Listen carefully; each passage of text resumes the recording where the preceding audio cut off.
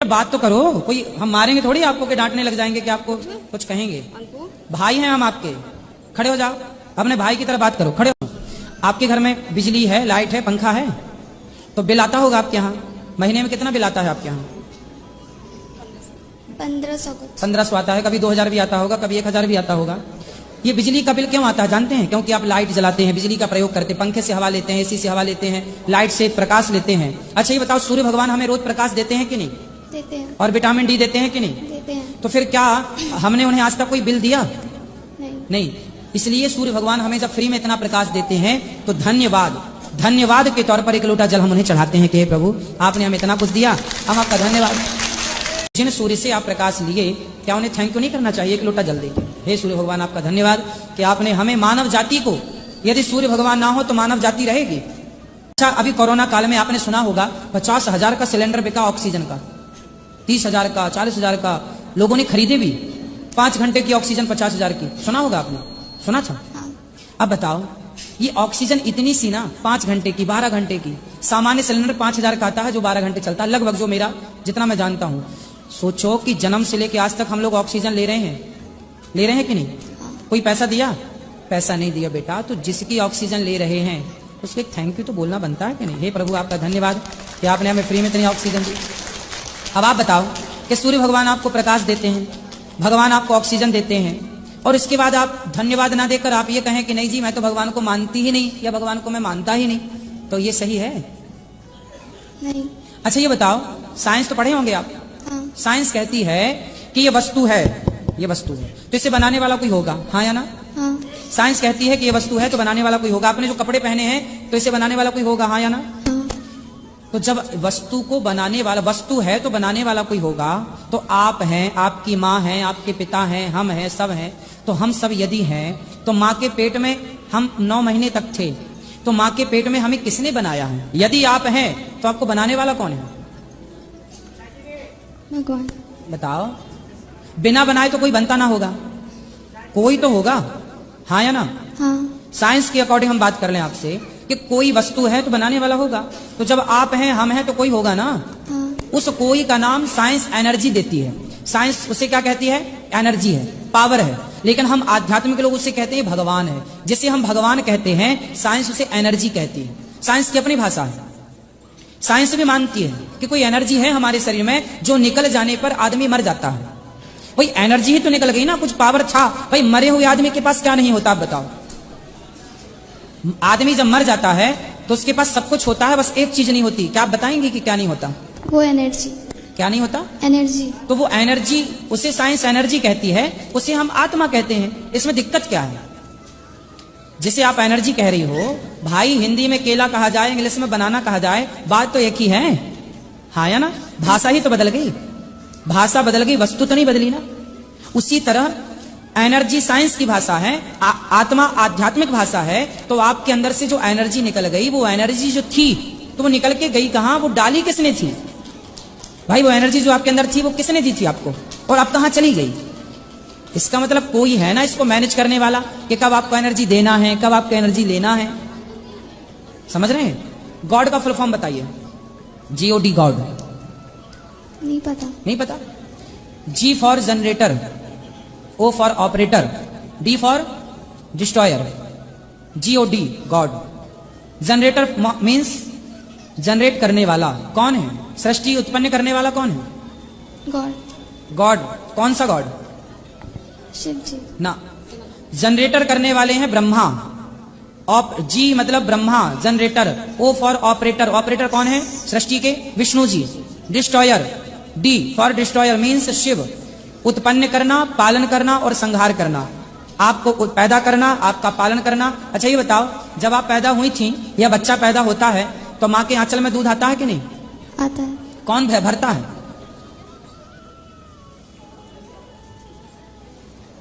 बोलो। भगवान जी। जिस भगवान को ये पता था कि आप बाहर जाएंगी तो खाएंगी क्या, पिएंगी क्या, इसलिए उस परमात्मा ने आपके जन्म लेते ही आपकी माँ के आंचल में सुंदर सा अमृत जैसा दूध भरा कि नहीं? ये चिंता किसको थी? भगवान जी को। और फिर कोई कहे कि जी मैं तो भगवान को मानता ही नहीं या मानती नहीं, तो जो परमात्मा दिन रात आपकी सेवा में लगा है उस पर उंगलियां खड़ी करना सही है? या उसको स्वीकार करना सही है? अच्छा, उंगलियां खड़ी करने से भी लाभ क्या? चलो मैं भगवान को नहीं मानता तो इसमें मेरा क्या लाभ है, और मैं भगवान को मानता हूं इसमें मेरा नुकसान क्या है? मैं सूर्य भगवान का धन्यवाद देता हूं, मैं ईश्वर का धन्यवाद देता हूं कि आप मुझे ऑक्सीजन देते हैं, आपने मुझे जन्म दिया, मानव का शरीर दिया, आपने मुझे रोटी दी। पृथ्वी उत्पन्न ना करे तो क्या खाओगे आप, क्या खाएंगे हम? तो हम धन्यवाद के रूप में ईश्वर को प्रणाम करें, इसमें बुराई क्या है कोई बुराई? नहीं। फिर अब बताओ, भगवान को आप मानेंगे या नहीं मानेंगे? मानूंगी। क्यों मानेंगे? क्योंकि आपने अभी थोड़े फैक्ट्स बताए इसलिए। क्या क्या समझ में आया आपको? कि जो मतलब एक भगवान ही है जो मतलब पूरा ये सृष्टि को चलाते हैं। चलाने वाला कोई है तब चल रही है, साइंस के अकॉर्डिंग बात कीजिए। अच्छा ये बताइए, साइंस को कितने पुराने दस्तावेज मिले हैं सृष्टि के? कितने पुरानी साइंस कितनी पुरानी बात करती है? मोहनजोदड़ो हड़प्पा संस्कृति के पहले क्या था? मोहनजोदड़ो हड़प्पा संस्कृति पढ़ी है आपने? याद नहीं है। नहीं याद है? कितना इसके पहले का कुछ याद है आपको? साइंस को कुछ याद? मोहनजोदड़ो हड़प्पा संस्कृति, इससे पुराना कोई लिखित में इतिहास मौजूद नहीं है साइंस के पास। और ये संस्कृति 1800 साल पुरानी है। हम 200 साल अपने से जोड़ रहे हैं तो 2000 साल मान लो आप। मोहनजोदड़ो हड़प्पा संस्कृति कितने साल पुरानी सभ्यता है? 2000। इससे पुरानी सभ्यता लिखित में साइंस के पास मौजूद नहीं है तो बताओ। नहीं। आपने पढ़ा है? नहीं। मोहनजोदड़ो हड़प्पा संस्कृति से पुराना हम लोगों ने क्या पढ़ा है? कुछ नहीं पढ़ा है? नहीं पढ़ा। और ये सभ्यता कितने साल पुरानी है? 2000। अधिक से अधिक 2000 साल। हाँ या ना? हाँ। होगी बात साइंस की। साइंस इससे ज्यादा कुछ नहीं जानता। अब मैं आपको आध्यात्म जना रहा हूं, सुनो जानो। द्वारिका में पानी के अंदर वैज्ञानिकों को, साइंटिस्टों को एक नगरी प्राप्त हुई 2 साल 3 साल पहले। आपने न्यूज समाचार टीवी में सुना होगा।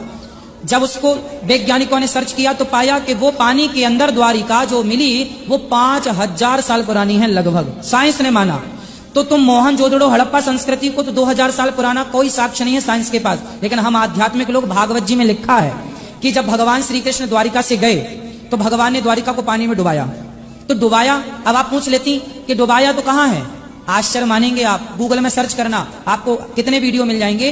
पानी के भीतर वैज्ञानिकों को एक नगरी प्राप्त हुई अभी कुछ वर्ष पहले। पूरी दुनिया की मीडिया ने चलाया था इसे। वो नगरी पर सर्च हुई तो लगभग 5000 साल, 5500 साल पुरानी बताई वैज्ञानिकों ने। और वही 5500 साल पुराने भगवान थे। और भगवान जब गए तो द्वारिका डुबा, पानी में डुबा के गए। अर्थ ये निकला कि जो साइंस कह रहा है 2000 साल पुरानी बात, साइंस जो कह रहा है हम उससे पहले का भी जानते हैं और प्रमाण है, लिखित में प्रमाण है। भागवत जी में लिखा है, जो लिखा था वही वैज्ञानिकों ने सिद्ध कर दिया।